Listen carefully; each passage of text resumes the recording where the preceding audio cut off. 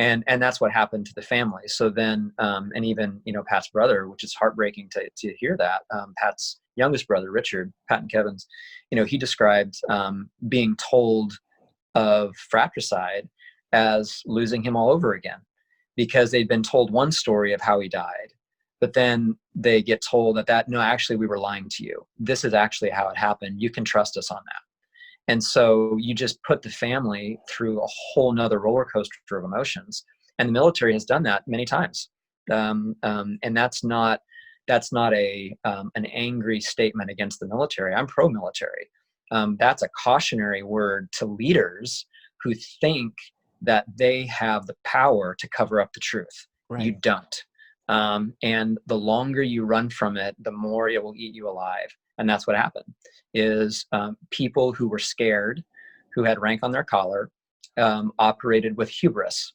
And they believed that they could make reality what they wanted it to be, and that everybody else would fall in line. And they didn't. And the truth came out. And as it always does, it made a bad situation even worse.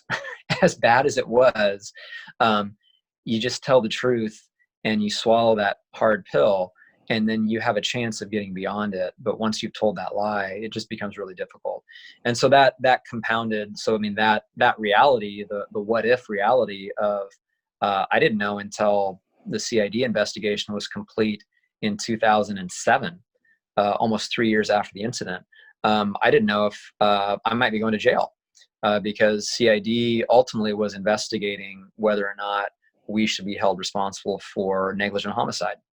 And so, so that was my reality for the duration of my service, was what happened there, but then effectively waiting for this investigative process to hopefully find some conclusion, which it ultimately did in 2007.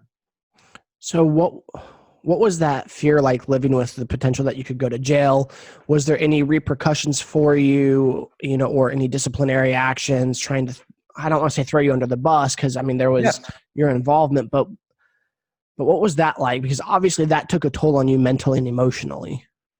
Yeah, I mean, it made it worse, because then it's sort of like this whole thing, like where there's smoke, there's fire, where it's just like, well, I don't think I committed negligent homicide.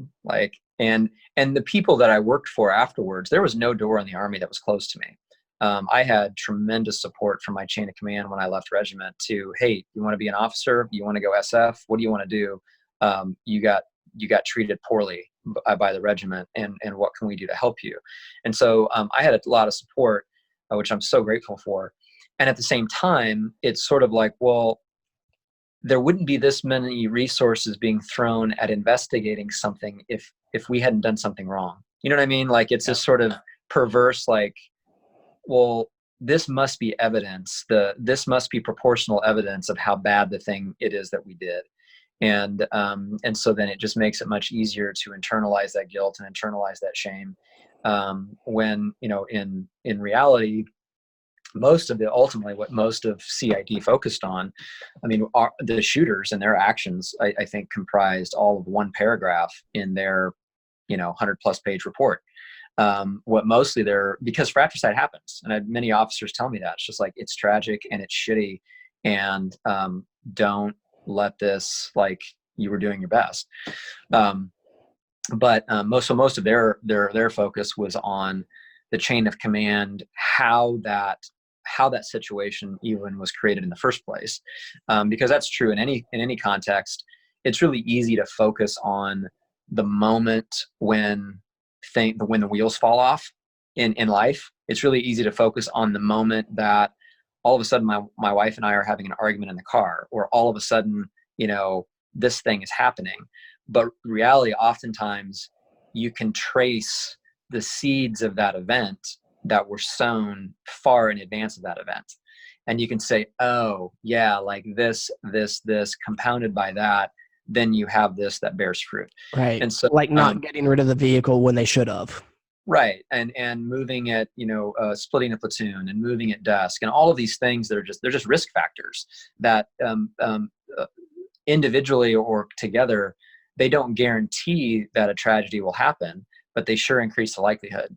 And so, and unfortunately, the likelihood, was realized. And in reality, we're lucky that more people didn't die on that hillside. Right. And so yeah, it was my service basically just became, I went and I worked for a couple different general officers who were great, wonderful guys. I finished my master's, and basically I was just biding my time to kiss the Army goodbye. That was really what I was waiting for. Was I made my 4-year commitment. I'm going to do that.